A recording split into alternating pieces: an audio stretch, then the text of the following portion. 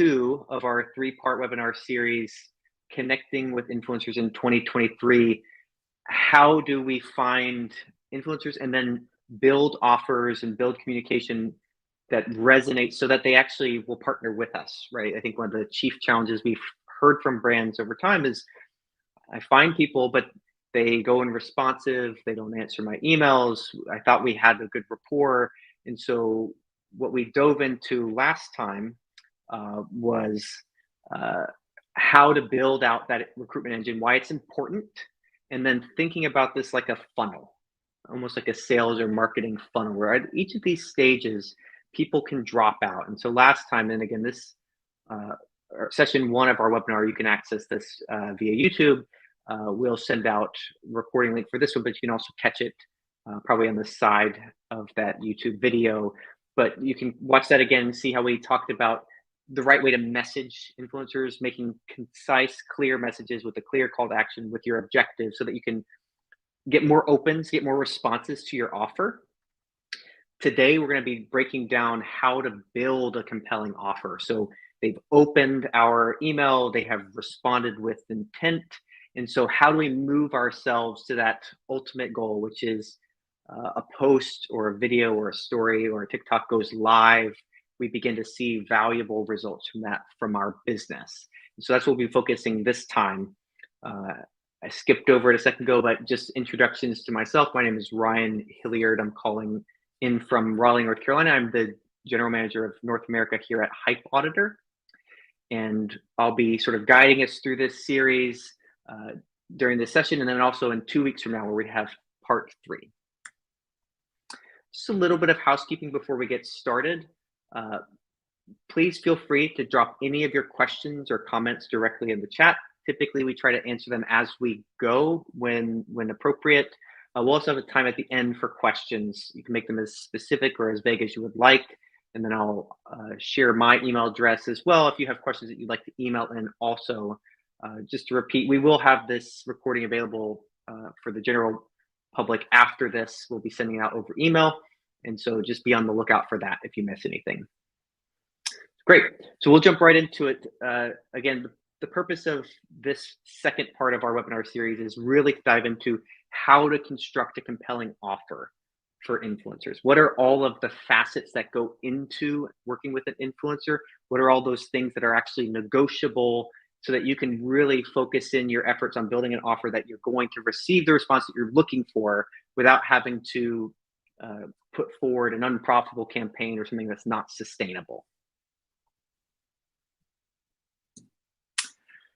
So the most important thing when it comes to building out an offer is to establish what are you trying to do with this particular relationship with an influencer for this particular campaign. Are you testing something new, or is this sort of a tried and true channel? Are you trying a new platform? Are you working with somebody they've never worked with before? Or are you trying to build on an existing relationship and make it more strategic? All of those sort of decisions about what this is, what's the ideal outcome, are going to shape your offer. Every offer, generally speaking, if you're especially talking about strategic relationships, should be a little bit different because the initiative might be a little bit different. The campaign might be a little bit different. If you find, and maybe you're asking yourself right now, if you're making all of your offers to every influencer you reach out to identical, that's one of the chief reasons you won't be getting a lot of responses back, because your goals and your objectives, the products you're promoting or the services you're trying to promote at that time, the makeup of that influencer themselves, all those things are different. And so your offer should really reflect that. What I mean is, if you are trying to do this as a new channel to test out of the gate, I've never done it before, you shouldn't be obsessed with how can I make it as profitable as my email channel or my paid search channel, because this is new. You still have to try things out. And so maybe you're going to be willing to pay an influencer a little bit more for those learnings, for those insights, for really finding a good quality partner. That's really what I mean, is all of these things should be taken into consideration when you're testing out a new channel or testing out a tried and true channel. These offers should be unique to whatever the situation is that you're in. So now we're going to break down the components of an offer. And this isn't meant to be an instructional, like, A, B, C, D, E, F, G type webinar. But what I want to shine a light on is how these different components will actually impact the end all price that you would pay for an influencer, whether they are somebody that got 5,000 followers in a super, super niche topic, or you're talking with somebody with 500,000 followers and it's a really broad appeal. All of these pieces are really what's going to shape ultimately what you present to the influencer, which will dictate whether or not you'll have success in partnering with them. So the number one thing when you're building an offer is deliverables. We talked about this in our messaging last time. It is critical to be very, very specific with what you want to do with this partnership. If it's a first-time partnership, maybe it's something very, very straightforward. We want to do a post and a story, and maybe we'll cross-post it to one other channel that you guys have. Maybe you have YouTube or something like that, but it needs to be very, very specific. This is what we would like you to do. Here are the dates that we need everything by. All of this needs to be reasonable, right? So when you're thinking about deliverables, when do you want this campaign to go live? Is this a campaign for next week? Because if that's the case, you're going to run into a lot of challenges, even presenting very, very specific deliverables to an influencer. You need to give yourself time and understand that the amount of time and leeway you're giving the creator to be creative, to make the content, to be able to receive the product that you're sending, all of that folds into their willingness to want to do this because they don't want to be rushed. They don't want to sacrifice the quality of the content that they're creating. And so you need to be thinking about what are the deliverables, what are the timeframes, and it needs to be structured. Unfortunately, creators don't always follow that structure, but it's important for you to set that outline and sort of set the tone. And if you're working with an agency, this would be their responsibilities. Like we need to be able to own when and where, what things we want to have happen. Once you've established what you would like, it's really important to surrender some trust to the creator, to the influencer, allow them to use their voice, to use their authenticity. If you dictate exactly what you want to have happen in this, they're not going to want to work with you because it needs to reflect how they've built up this following, how their channel has sort of maintained this audience or this growth over time. And so you're not going to have influencers or creators respond to offers when you're saying, I want you to do this, all by these dates. Otherwise, I don't want to work with you. They're going to say, fine, I don't want to work with you either. This sounds horrible. You need to be able to lean into them, but be able to own some of that operational process. So very specific things like, we like how you did this. This is why we're reaching out. We'd like to do something similar. What do you think? You know, use your sort of creative approach, but this is kind of what we were thinking. Don't be afraid to give them a box to operate in. Here are the rules, you know, brand rules that we have, but allow them to be creative because ultimately they'll create more native feeling content, which will drive better results for you, especially from an engagement perspective, but also a sales perspective. The more rigid you are, you're going to be losing creators, or when they do it, you're not going to see the results that you want because the engagement and the follow through and the sort of enjoyment from their audience isn't going to be there because you sort of put them in this very, very specific box that is not natural for them.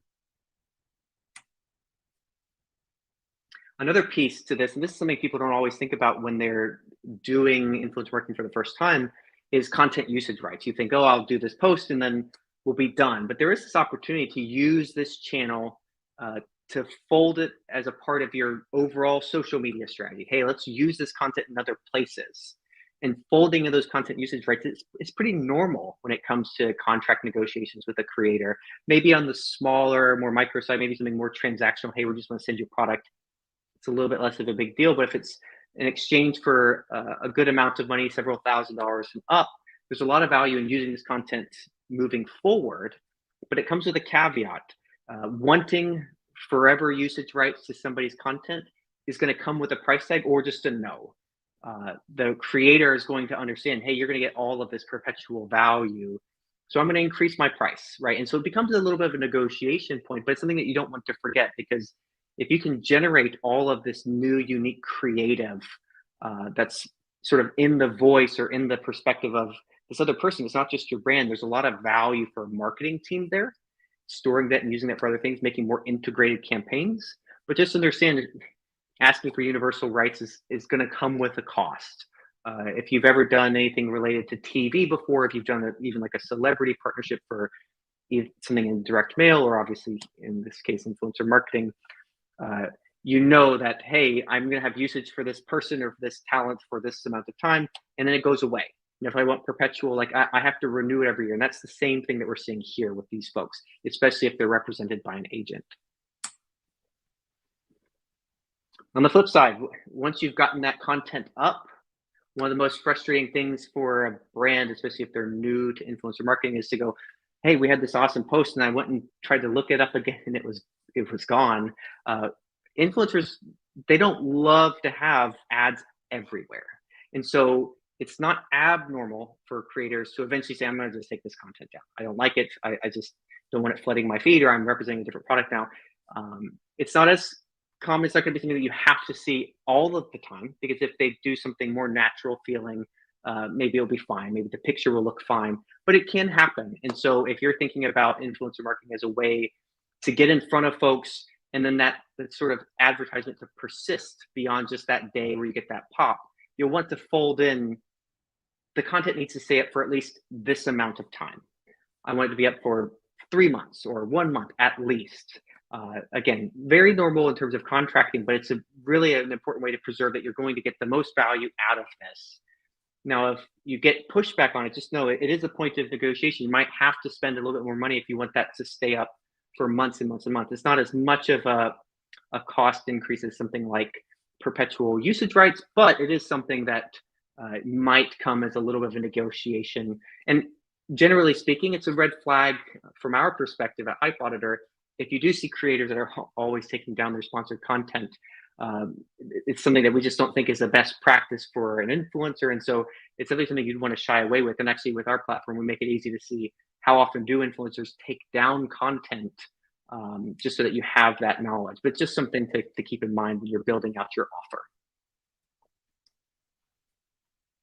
The next piece is exclusivity. And this one is a tricky piece to manage, because depending on the type of influencers you're working with, exclusivity might not make any sense at all. If you're working with somebody that is doing a lot of reviews of lots of different brands, they're not going to do anything with exclusivity. It's not going to be a negotiating point. They're just going to say, "I'm not doing this.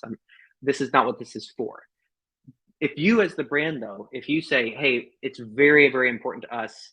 We are promoting this automobile. We are Honda. You cannot be sitting in a Toyota in 3 months because this is going to be horrible for us. We want this to be a more strategic partnership."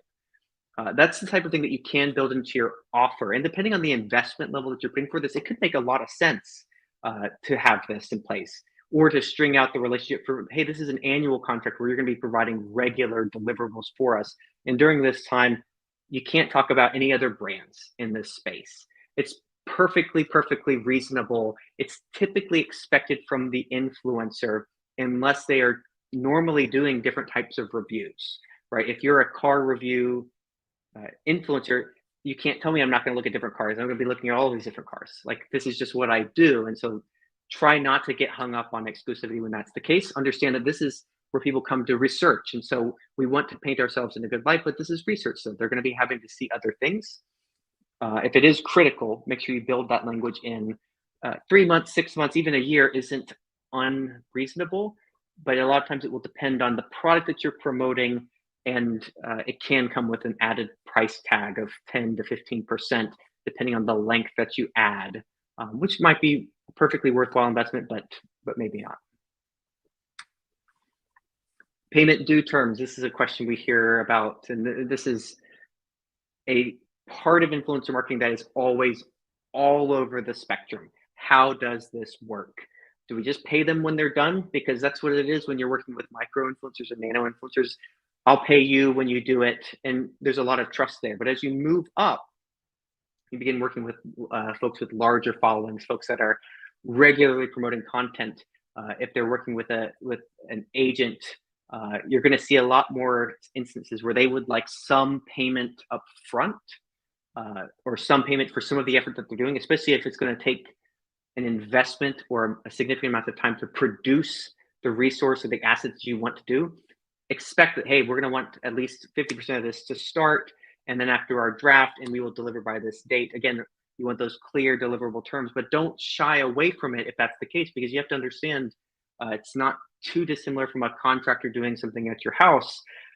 They have to invest in materials or resources or an assistant. All of those things they don't want to come out of pocket for. And so you as the brand can make it easier for them, or you can make it harder. Really, it's up to you. Um, if you're thinking what's going to drive a lower response rate, 100% after post is live with large influencers is going to be a hang up point. But for smaller, it's not going to be that big of a deal. 50-50 throughout the process is not super abnormal. So that could be something as a good sort of common ground. It's not always something that comes up from a negotiation standpoint, unless you're doing a high production cost sort of promotion. But just know that this can be something that weighs on people. I don't really want to do all of this because I'm a little bit worried about your brand paying me. That mindset can creep in, and so just be thinking about that. That's fixed fees. When it comes to affiliate relationships, you just want to be very, very clear. This is when we pay out affiliate income that you've earned. This is how we're going to report on it. This is how you're going to pay it out, so that there aren't questions later. Because that back and forth is really what drags the influencer marketing management process to a halt. So now payments. And one of the things I talked about last time is that we actually will dive into a little bit about what should you pay influencers of different sizes. And unfortunately, it's going to really spread across the range, but we'll be diving into that as well as different forms of payment. So one thing to keep in mind when you're thinking about payments, you might feel like I have the best product in the world. If you just promote it, you're going to make all of this revenue from an affiliate relationship. And so here's what I would like you to do all of this work for free, and I will give you 10%, and you're going to make all of this money if you're any good. That's not going to work for most people. The reason why it doesn't work is that these partnerships are not happening in a vacuum. This person has multiple people that they're talking to typically, and they're trying to figure out, where am I going to fit this into my schedule? They're thinking about this almost like a content management calendar. And so if you're presenting a pretty horrible offer, like a pure pay for performance offer for somebody that isn't familiar with your brand, and somebody else is offering them a fixed fee of $10,000, it's going to be so easy for them to choose. I'm just going to invest my time. I'm going to get this. Are they losing out on some upside potentially? Sure. But you need to factor in that when you're presenting offers to people, that there's more choices that they have. It's not just me. And so when you're building out payment, when you're beginning to think about that, you want to keep that in mind. And you can always ask people, whenever you think about doing this, are you talking to other types of brands? You might not get a ton of information, but it's just something that you need to remind yourself when you're coming up with an offer, just so you don't get left at the very, very end stages because you presented something that just didn't make a whole lot of sense for the influencer. So fixed payments is the obvious one. We're going to start in the obvious because this is where people usually have questions. Fixed payments would be, you're going to do a post or a story, or I'm going to sponsor a video, whatever it might be. I'm going to give you this amount. I'm not going to give you any more than that. Maybe there's an affiliate piece added to it, but like, this is the fixed payment that we're going to have. Here are the terms that we're going to have. Fixed payment is normally going to be tied to the size of the audience. And if you attended our webinar last time, or maybe it was a couple webinars ago, audience follower count doesn't really matter. But when it comes to price, that's what the influencer is going to be holding. I've got 1 million captive viewers. This is going to be my price. You're going to see that price really increase depending on how big the following is. And that's being multiplied by engagement rate. If you have a group, right, there are some influencers, like these two people are actually in my home city. If they got millions of followers and very, very high engagement, you just need to expect it's going to be a higher cost than somebody with a crummy engagement rate, or somebody that's not going to share their engagement rate, or with fewer followers. That's a main driver.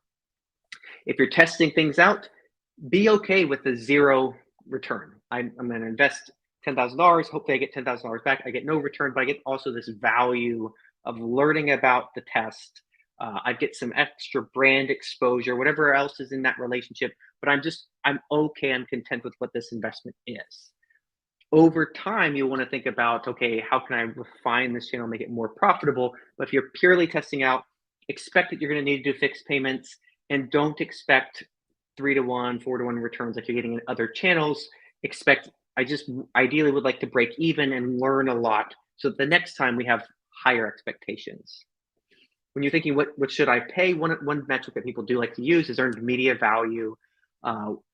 Is this worth it, right? Earned media value to us is that cost equivalent of buying this traffic and from the same audience just with paid ads? How much would I have to invest to do that? If I was to do paid social, what would that cost be? What would I get in return? And to get in front of this many eyeballs, is it worth it? That's not a perfect comparison, but it's a good jumping off point as you're thinking about it. There are lots of factors that go into fixed payments, and we'll actually go through our little table, like sort of estimates and averages of what to pay people at different sizes for different formats. But ultimately, you're going to find there's a huge range in what folks are paid or expecting to be paid that are influencers. Some of the chief drivers are going to be the production complexity and the country in which the influencer is located. Those other terms around I want to be able to use this content in other places perpetually. I would like to use it in a commercial. Like those things are also really going to drive up the cost in addition to how many followers they have. What is that engagement rate? So when you go to a tool like Hypebot, or you analyze, you say, I got this perfect influencer. They're in the US, they're in New York. They promote exactly the content I want. They have a 5% engagement rate. They got 1.5 million followers. Those things all are going to be driving up the cost because they are going to bring a lot of value to you. And so you just be thinking about that when you're presenting offers to these creators. I want to be thinking about how can I present something to them that makes a lot of sense, that is beneficial for us as a company, is reasonable for us as a company, but also it recognizes what they're doing over there and their opportunity to just go partner up with somebody else. So we talked a little about this with earned media value, just for an example, and this is just from data from our latest State of Influencer Marketing Report, but as we've analyzed what happens on Instagram, for example, the earned media value of an Instagram post is $4 plus for every dollar you spend investing in a paid influencer promotion. So there is a lot of value in the reach that you get, the direct response that you can get. There's lots of really cool tools that TikTok and Instagram and YouTube have made to be able to purchase products directly, as well as some attribution benefits when you're partnering up with an influencer and you're using their Shopify integrations or WooCommerce or whatever it might be.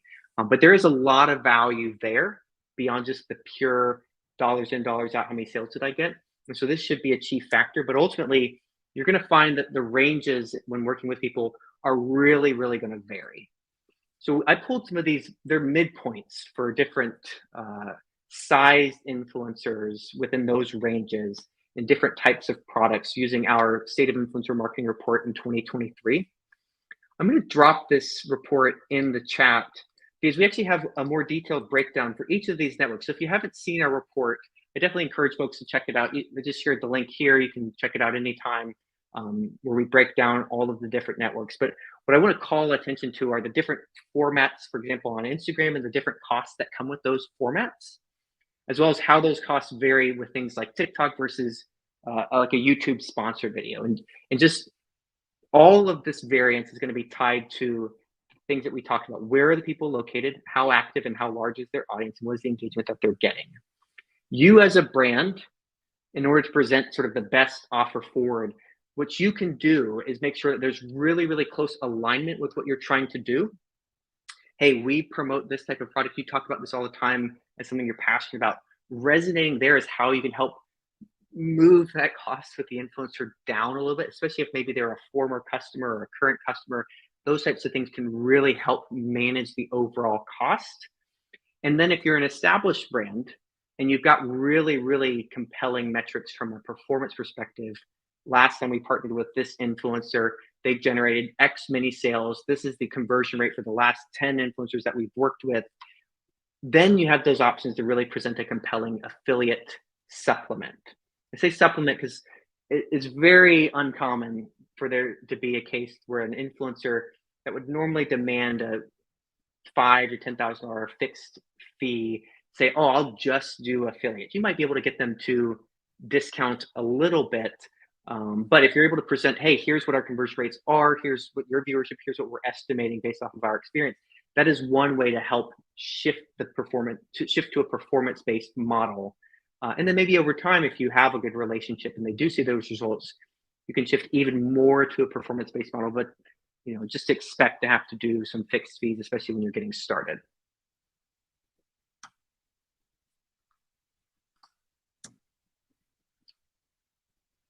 All right, product gifting. Product gifting is another way of paying people, very transactional when you're working with just hey, I'm working with micro influencers. I want people to do sort of user generated content. Providing the product is very, very complex, and it could be almost the sole compensation plus an affiliate code for a lot of smaller influencers. If you're working with a larger influencer, expect to have to give them a gift anyway, because that's what you really need to be able to promote the product.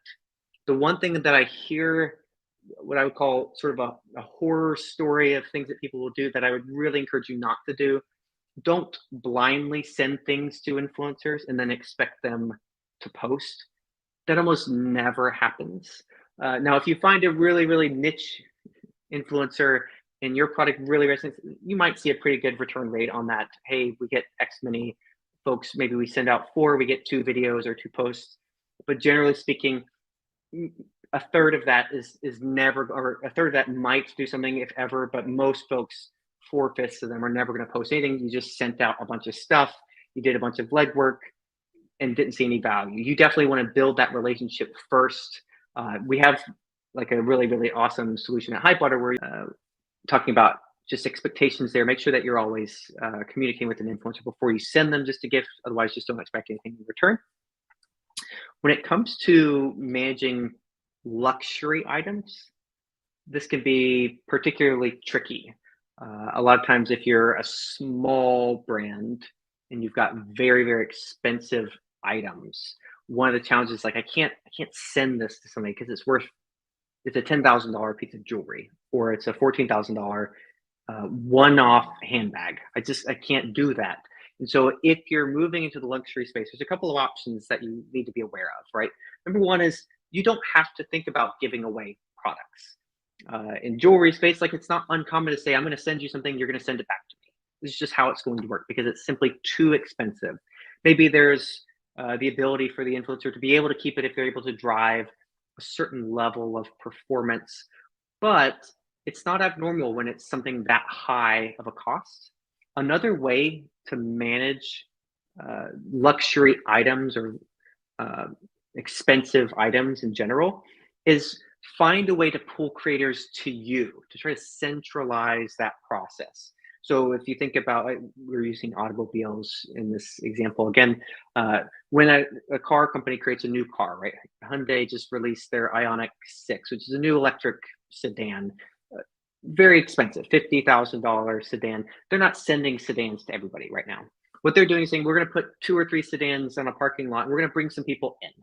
It's more cost effective to do this. We also actually can control the scenario and actually maybe have a little more input into the creative process as well, just to make sure that's very on brand and represent what we're trying to do. That's one way that you can do things. If you're launching a new product that's pretty expensive or premium, finding a way to do events, to do dinners, something to pull people in, to draw people in. That actually will get a lot of attention from influencers as well.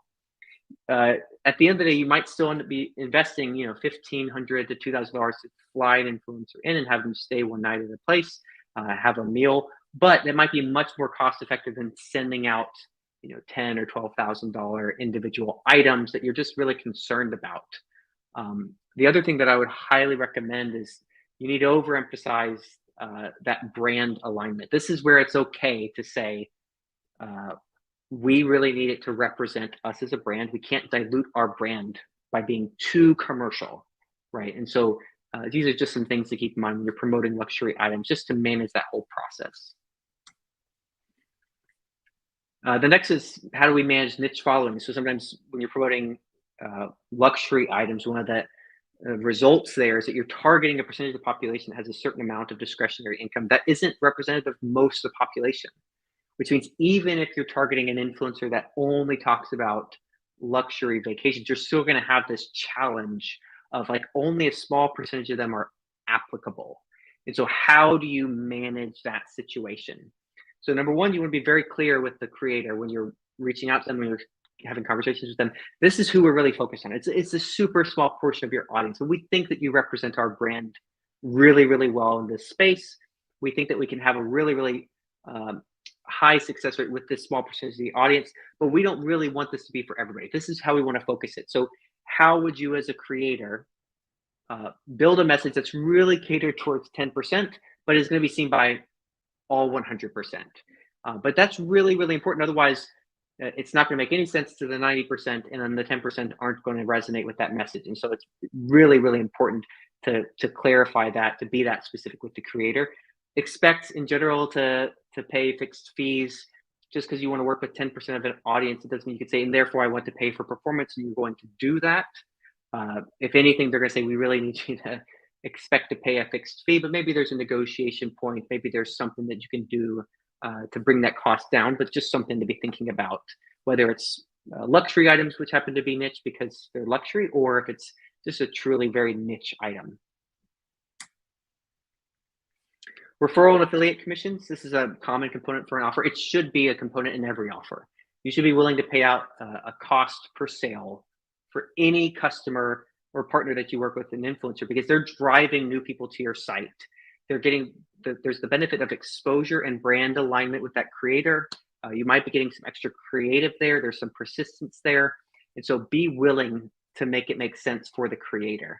One of the main reasons is attribution, being able to see how many sales this person will drive for you. Using codes, using short links is a great way to get that click-through attribution without having to say, oh, go, let's add these UTM parameters or whatever it might be. It's just a really good way to get some visibility into what's happening. It's not 100% perfect. We've talked about that in other webinars. Can't obsess over attributions, make it see your post and then Google it later on their phone, Google your brand later on their computer, and then you're not going to have that attribution, but it's a really good insight. And I would recommend doing more than your typical affiliate program. If you're working with CJ or Impact and you're saying, oh, we pay out a 10% bounty on all sales, they could just go get that 10% bounty from there. You want to make it worth their while to feel like, hey, by partnering with us and pushing a little bit more, you're going to get more than you normally would in a relationship. Just trying to increase that value is a way to get their attention versus other offers they might be getting. Coupon codes. I get this question all the time. Do I have to offer a coupon code? You don't have to offer a coupon code, but influencers want you to offer a coupon code. The main reason is there has to be some value for presenting your brand to their audience. Otherwise, it's just an advertisement. There's nothing that they're giving their audience as a benefit. When they say, if you watch a creator's sponsored post or video, and they say, I'm working with them and they've offered this code for you guys, they usually mean it because they're able to get you some value for basically engaging with this ad, engaging with this brand, something that increases their likelihood to continue following this creator because they're providing more value to their following. Coupon codes also provide more attribution insight. What was the extent of this influencer's reach? It doesn't just have to be through a click-through. It can also be, oh, they use this code. That's good to know. It will eat into profitability potentially a little bit. Okay, I'm giving out the influencer a 10% bounty or a 15% bounty, and I'm giving the followers a 15% discount. What is the point of this? You want to think of this channel as new customer acquisition. This is not retargeting. This is not something where it's like they know who we are. They bought from us before. This is not email. This is new customer acquisition. So be willing to invest a little bit more there to get in front of those new eyeballs, to get those new customers. And then it's up to you. As if your product is really, really good, you should be able to retain, figure out what that strategy in general for keeping people and continuing to grow that customer value. That's what you want to know. So this is leading us close to the end of our presentation today. So just to review components of a compelling offer. So clear outline of your expectation with dates, nothing super, super rigid if it's a short time frame, but you definitely want to have structure. The influencer needs to know, when do you need this by? Is this reasonable? Does it fit with what we're trying to do? I've been a part of negotiations before by providing dates. They say, I'm already doing something that day. Okay, perfect. We know that this isn't going to be a partnership for now, but maybe something in the future. If you're not very, very specific, we could have gone down the line, established everything and said, oh, this is the date we want to do it. Oh, it won't work. Now we've wasted all of this time. And so being very, very specific with the deliverables and the dates. Think about usage rights, content removal, exclusivity, payment terms, referrals, and discount codes. All of those are pieces to the puzzle that ultimately are a point of negotiation.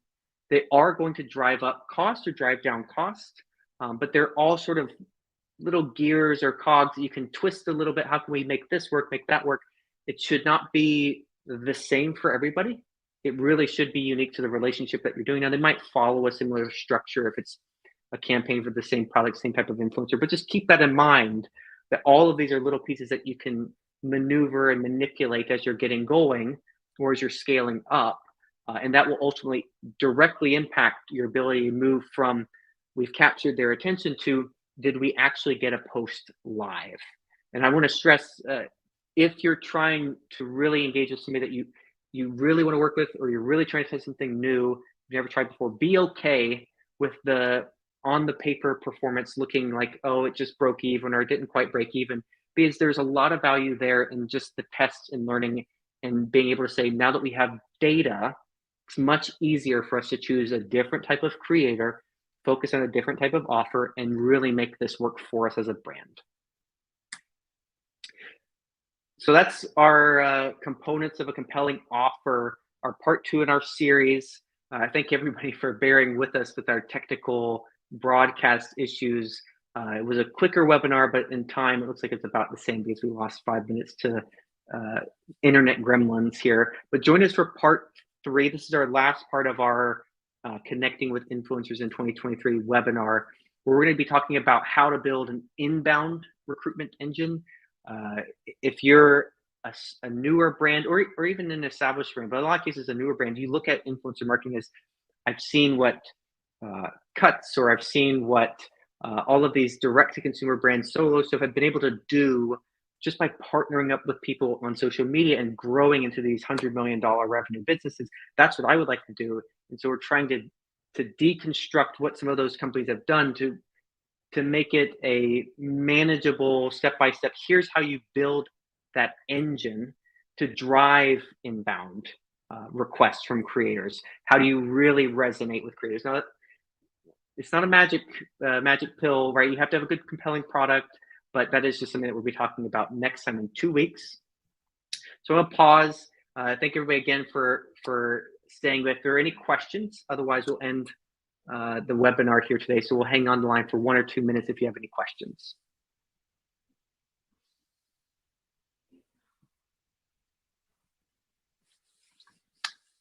And I don't see any questions, so this is my way of stalling just in case anybody's going to try to wrap up their question before I end the webinar today. But thank you again, everybody, for joining. Thank you for navigating the technical snafu we had about 15 minutes in. We'll be sharing out a link to this broadcast that you can share with your teammates or for other folks that are in your network. And I look forward to seeing you all in 2 weeks. Thank you.